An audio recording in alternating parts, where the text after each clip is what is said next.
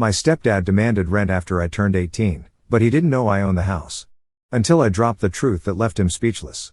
Okay, so I'm turning 18 in a couple of months, and let me tell you, life at home has gone from regular boring to weird real fast.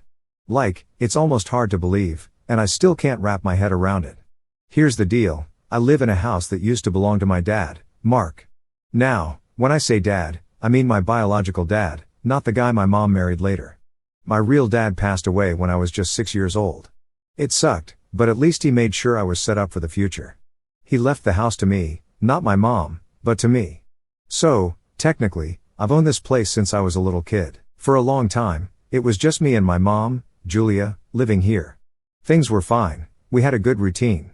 I went to school, she worked, and we just did our thing, you know? But then, a couple of years after my dad passed, my mom started dating again, and that's when Brad came into the picture. At first, Brad seemed alright. He wasn't trying to act like my new dad or anything, which I appreciated. He moved in with us when they got married, and we all lived under one roof. Everything was pretty smooth for a while. Like, I didn't really have much to complain about. We weren't super close or anything, but we got along. He'd do his thing, I'd do mine, and that was that. But recently, things have gotten really weird, like, what the hell is even going on kind of weird. Just a few days ago, Brad sits me down for what he called a serious talk. I'm thinking, oh great, what's this about? I figured maybe it was going to be something about house rules or chores or some random thing like that. Nope, what he hit me with was way worse. He starts talking about how I'm going to be 18 soon, which, yeah, obviously I know that. But then he casually drops the bomb. He says that once I turn 18, I should start paying rent if I want to keep living here. I'm sitting there like, wait, what? Did I hear that right? I honestly thought he was joking for a second because who asks their kid to pay rent in their own house? But nope, Brad was dead serious. At this point, I'm just confused and kind of mad. This is literally my house. My dad left it to me, not my mom, not Brad, me. So, I tell him straight up, the house actually belongs to me. My dad left it to me when he passed away. And you know what this dude does? He laughs. Yeah, he actually laughed, like I had just told him the funniest joke ever. I was sitting there, dead serious, and he thought I was messing with him. Like, dude, I'm not joking. This is literally the house I grew up in. So, I have to explain it all to him again, and at this point, I'm getting frustrated. I decided to go to my mom, Julia, to make sure I'm not losing my mind here. I asked her, Mom, did you ever tell Brad that the house is mine? And get this, she never told him. Like, never. She's been married to the guy for years, and not once did she mention, oh, hey, by the way, this house belongs to my son. I couldn't believe it. Brad comes back later, and I have to explain it to him all over again. This time, he doesn't laugh. He finally gets it, the house is mine. The look on his face was priceless, like he was trying to process everything at once. He seemed embarrassed, which, to be fair, is understandable. I mean, how would you feel if you've been living in a house thinking it's your wife's, and then you find out it actually belongs to her kid? But instead of just leaving it at that, Brad tries to justify himself. He's like, oh, I only asked you to pay rent because I thought your mom owned the house, and I was trying to teach you responsibility. Responsibility, he says, like I'm not already aware of what's going on in my own life. Sure, Brad, you're really helping me out by asking me to pay rent for my own house. I can tell things are going to get more awkward from here, but I don't back down. I decide to push back a little, see how Brad reacts. The next morning, we're all sitting at breakfast, and the tension in the air is thick. I figure it's now or never, so I drop my own little bombshell. I say, well, since the house is mine, I think it's only fair that you and Mom start paying rent if you want to keep living here after I turn 18. Yeah, I know it was kind of a power move, but I wasn't going to let him just push me around in my own house. The look on Brad's face, he was completely caught off guard. His mouth actually dropped open for a second before he started sputtering, wait, what? That's not fair. You can't just expect us to start paying rent. We're family. I couldn't help but raise an eyebrow. Now he's talking about family? This guy literally sat me down yesterday and told me I had to pay rent in my own house, but suddenly, when the tables are turned, it's unfair. Nah, Brad, you don't get to play that game. I tell him, look, you wanted me to pay rent to live in this house, so it's only fair if you pay rent too. I mean, you're living here, aren't you? He starts getting defensive, saying it's different for adults and that I shouldn't treat family like this. I just shrugged and said, You didn't seem to have a problem with asking me for rent. Why is it such a big deal now? Things start getting heated. He says I'm being spiteful, that I'm only asking them to pay rent because I'm trying to get back at him for asking me. He storms off before we can even finish the conversation. My mom, she stayed quiet through the whole thing. Later, she pulls me aside and says, I think you're being too harsh on Brad. He was wrong to ask you for rent, but this whole thing is going to tear the family apart if you keep pushing it. I couldn't believe it. My own mom was taking his side, even though he was the one who started all of this. I told her, Mom, if this family gets torn apart, it's because Brad couldn't handle the truth. This is my house. He doesn't get to make the rules. She didn't have much to say after that. Now, we're all just living in this weird, awkward tension. Brad barely talks to me, and my mom just acts like everything is normal, but it's not. It's really not. I can't help but wonder what's going to happen next. After that whole rent conversation blew up, things at home got super weird. Like, you could cut the tension with a butter knife. Brad wasn't talking to me, and my mom, Julia, just kind of floated through the house like nothing happened. It was this uncomfortable silence that lasted days, and every time we were in the same room, it was like no one knew what to say. It's not like I expected things to go back to normal right away, but man, this was getting ridiculous. Brad kept giving me these looks, like he was trying to figure out what to say or maybe just pissed off that I didn't back down.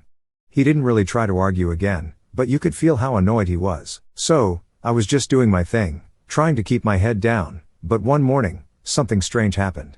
I was in the kitchen, grabbing some cereal, and I overheard my mom on the phone.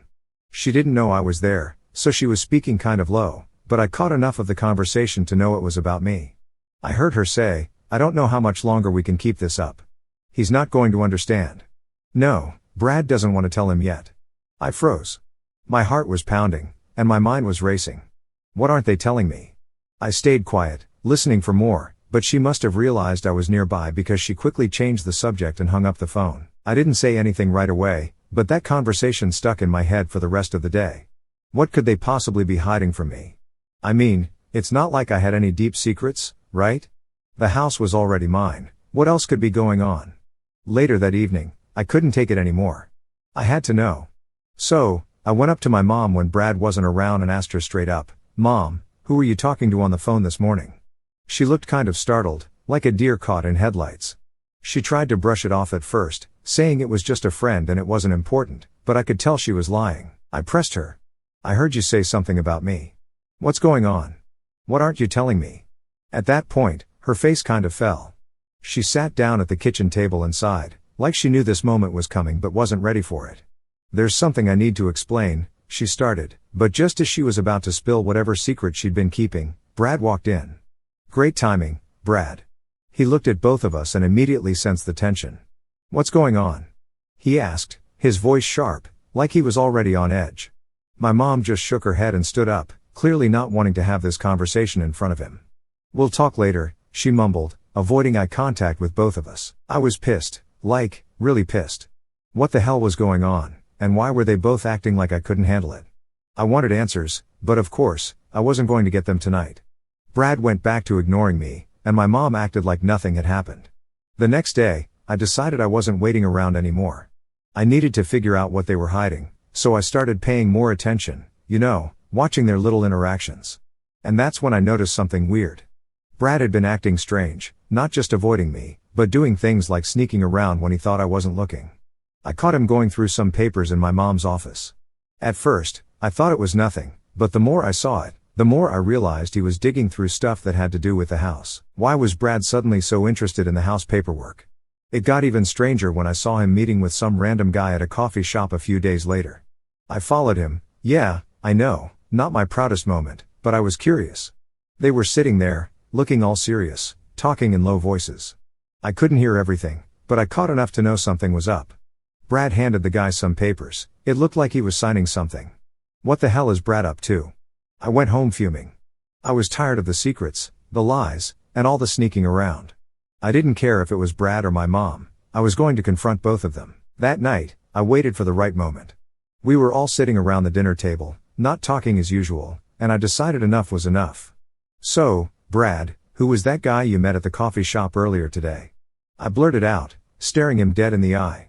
His fork froze halfway to his mouth. He looked at me like a deer in headlights. What are you talking about? He stammered. You know what I'm talking about. I saw you with that guy. You were giving him papers. What's going on? I wasn't backing down. I wanted answers. My mom's face went pale. She looked between the two of us, clearly not expecting this bomb to drop at the dinner table. Brad tried to brush it off, saying it was nothing, just some business stuff, but I wasn't buying it. I slammed my hand down on the table. I'm not stupid, Brad. This isn't just business stuff. You've been acting shady for weeks now, and I know you're hiding something. What the hell is going on? That's when my mom finally cracked. She started crying, which threw me off because she hardly ever cries. She looked at me and said, Lucas, we didn't want to tell you like this, but the house isn't as secure as you think. I was confused. What do you mean? She wiped her tears and continued, your dad left the house to you, yes, but there's something we didn't tell you. The mortgage wasn't fully paid off. There's still a significant amount of debt on the house, and we've been struggling to keep up with the payments. I felt like the floor dropped out from under me. What? Why didn't you tell me this sooner? Brad chimed in, clearly uncomfortable. We didn't want to worry you, especially with everything coming up, like your 18th birthday and all. I've been trying to figure out how to handle it without involving you, but it's complicated. Complicated? That didn't even begin to cover how I was feeling. Suddenly, everything made sense. Brad's weird behavior, my mom's cryptic phone call, the tension. They were both trying to figure out how to deal with this massive debt hanging over my head, and they hadn't told me any of it. I sat there in stunned silence as my mom tried to explain more, but honestly, I wasn't listening anymore. All I could think about was how everything I thought I knew about my own house, my own life, had been a lie. After that huge reveal about the mortgage and the debt, I was feeling completely thrown off. I mean, 1 second, I thought I had everything figured out. This house was mine, end of story, right? But now, I'm sitting there realizing that it's way more complicated than I ever imagined. It wasn't just about Brad being shady anymore.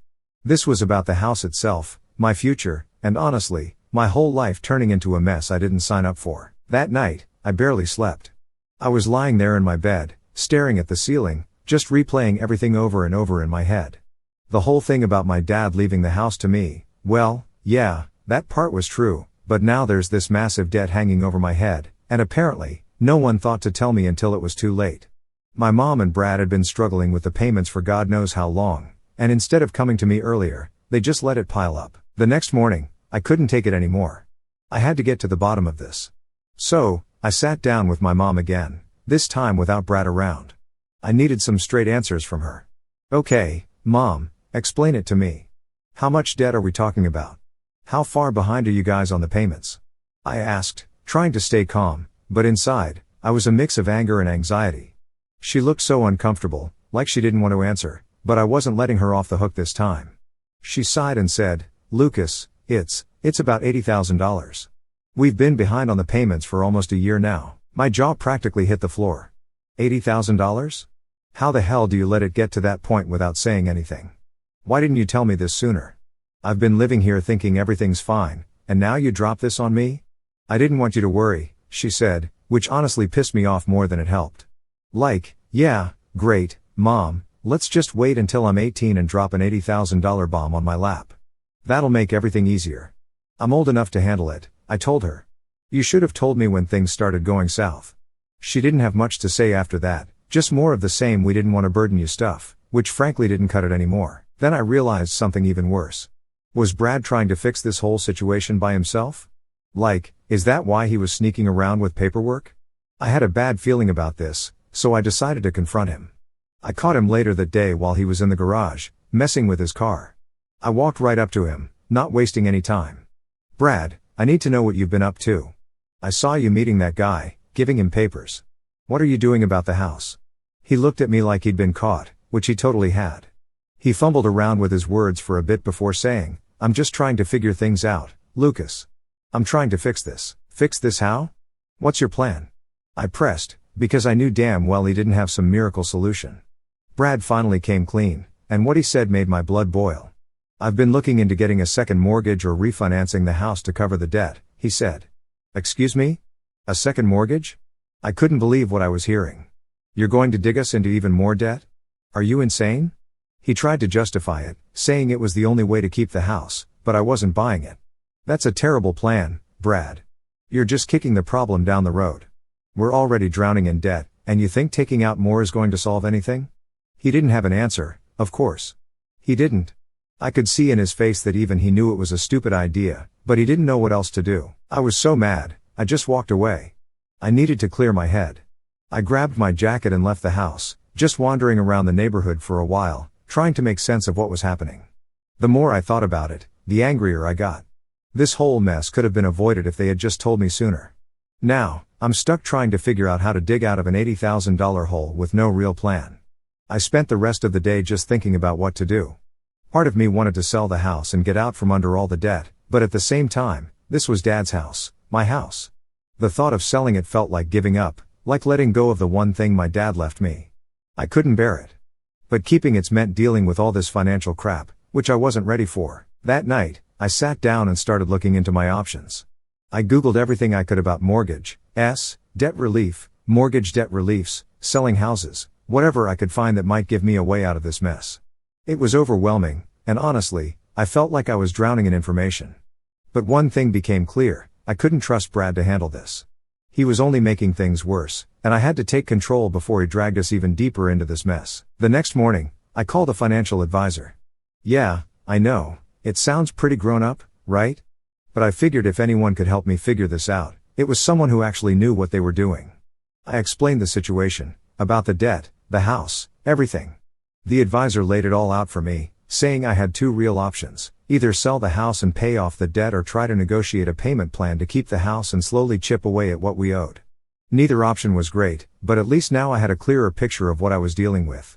I thanked the advisor and hung up, feeling a little better but still totally stressed. Later that evening, I sat down with my mom and Brad again.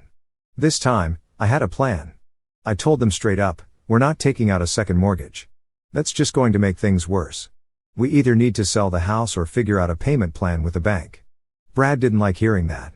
He still thought his half-baked idea of refinancing was the best move, but I shut him down. I'm not letting you drag us deeper into this debt. We're doing this the right way. My mom didn't say much, she just nodded, probably realizing that I was right. Brad grumbled but eventually gave in. He knew there was no other option. We ended the conversation there, with a loose plan to talk to the bank and try to negotiate something. It wasn't perfect, but at least it felt like a step in the right direction. But even with that, the weight of the situation still hung over me like a cloud. After deciding we weren't going down Brad's stupid route of taking a second mortgage, we had to face reality. That meant dealing with the bank. Not going to lie, the idea of sitting down with a bunch of people who probably talk about finances for breakfast made me want to throw up. But I knew we didn't have a choice.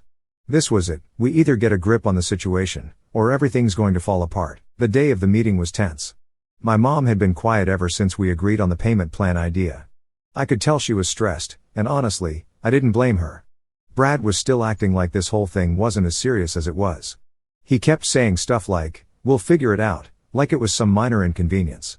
But $80,000 isn't just something you figure out. That's life-ruining debt. We headed to the bank that afternoon.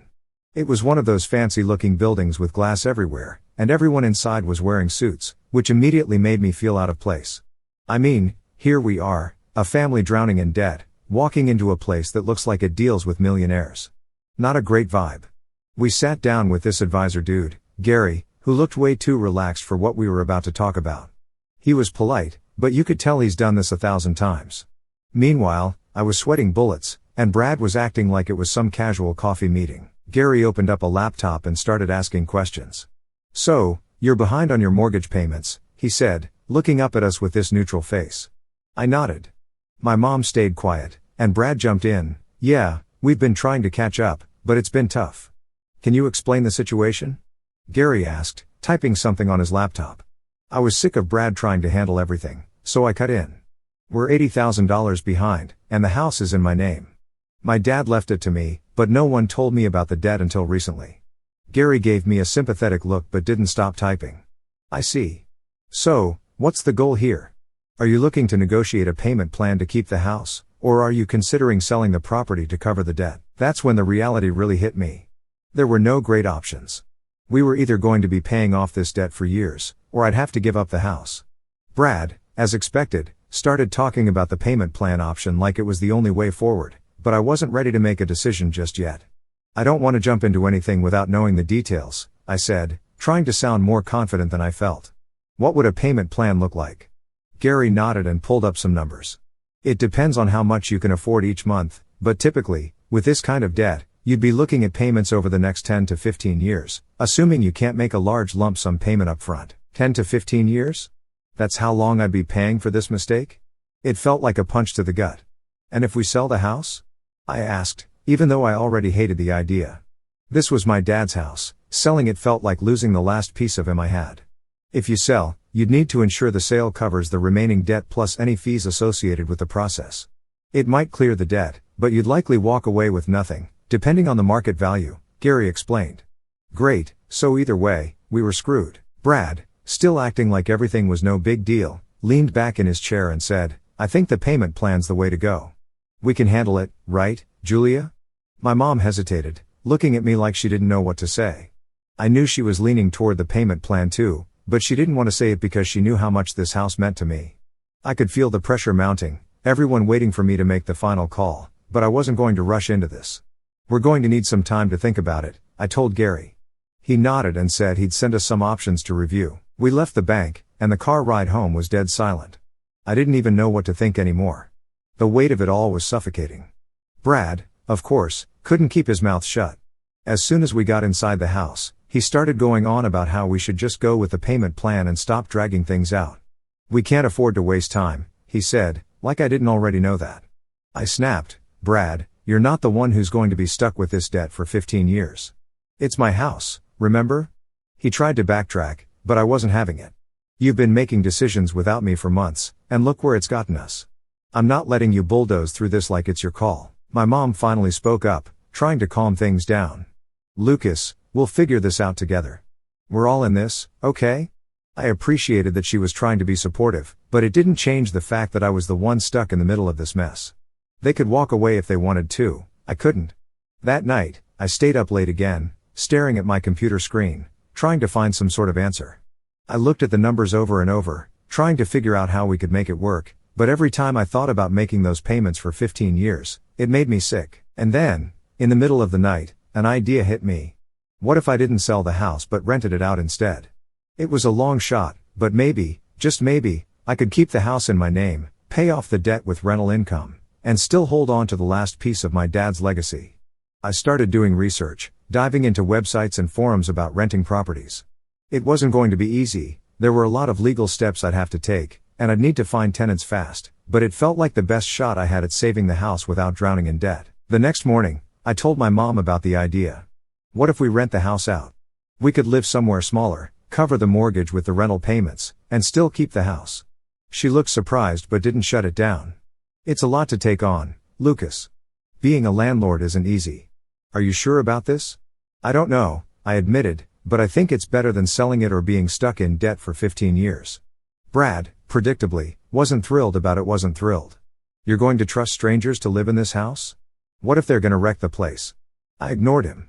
This wasn't about his decision anymore, it was mine. It wasn't a perfect plan, but it felt like the only option that gave me a chance to hold on to something I wasn't ready to let go of, my dad's house. And if renting it out was the way to keep it, I'd do whatever it took. After I came up with the idea to rent out the house, things started moving fast, really fast. Like, faster than I thought they would. I mean, I had no idea what I was doing at first. I spent hours on Google, looking up how to be a landlord, how to find tenants, and all that stuff. It's kind of like crazy how much complicated it is. I thought you'd just put up a for rent sign for rent and, boom, you're done. Nope, there's a lot way more to it. First off, I had no idea to figure out how much rent I could actually charge. I didn't know what the going rate was, so I started looking at similar houses in our area. Some of them were renting for way more than I expected, which was kind of a relief. I was hoping that maybe if I could charge enough rent, we'd be able to cover the mortgage payments without too much trouble. But I also knew I couldn't just throw out a random number and hope for the best. I had to be smart about it. So, I sat down with my mom to talk about it. It was one of those rare moments when Brad was out, it was just the two of us. I explained everything I'd been researching, how much money we might be able to get for the house if we rented it, and what it'd mean for us. She listened quietly, nodding along, but looking a little unsure. Don't know, Lucas, she finally said, it sounds pretty like a lot of work. What if it doesn't go wrong? What if we don't find good tenants? I get it, Mom, I said, trying to stay calm, but I think this feels like the only way to keep the house. I didn't want to sell it, and I definitely don't want to be paying off debt for the next 10-15 years.